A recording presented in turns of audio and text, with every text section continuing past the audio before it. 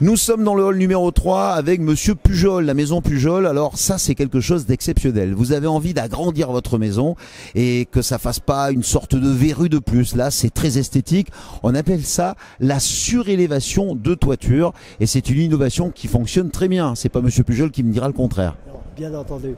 Non, c'est un système qui existe déjà au moins 30 ou 40 ans, qui est bien rodé et qui permet aux gens qui se plaisent bien dans leur quartier de pouvoir agrandir leur maison sans déménager. Sans déménager, par exemple, si vous avez un jardin avec une piscine et que vous n'avez pas envie d'empiéter sur votre jardin, très esthétiquement, on fait une pièce et c'est une surélévation de toiture. Comment on procède ?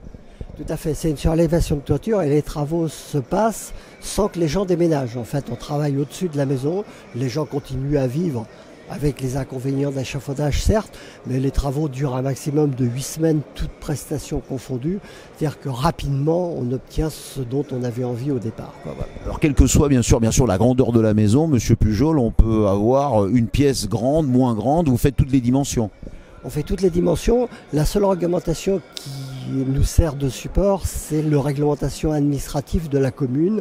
C'est-à-dire c'est le plan d'occupation des sols ou le plan local d'urbanisme qui régit en fait les surfaces, les hauteurs et l'aspect des constructions futures. Voilà. Si surtout par rapport au voisinage, c'est aussi ça.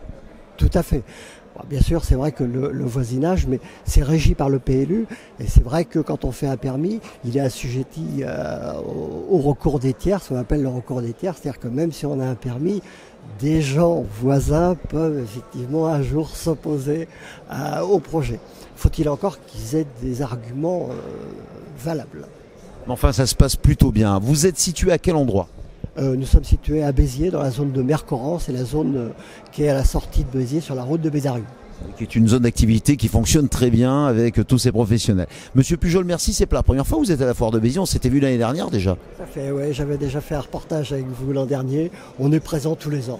Eh ben, vous avez bien raison, en tous les cas, c'est une très très bonne initiative. C'est sur le hall numéro 3, comme je vous le disais, sur le www.foiredebéziers.fr ou sur la chaîne YouTube. Eh bien, vous retrouvez toutes les vidéos, toutes les interviews de tous nos exposants et comme ça, même après la foire, vous pourrez les retrouver. Ils vous ont donné leur adresse et tout simplement, grâce à ce système, vous pourrez à n'importe quel jour de l'année, eh bien, aller retrouver tous nos exposants. C'est pas la peine d'attendre la prochaine foire pour aller les voir. Merci Monsieur Pujol. Merci beaucoup et bonne fin de salon pour vous. Merci à vous aussi. Merci.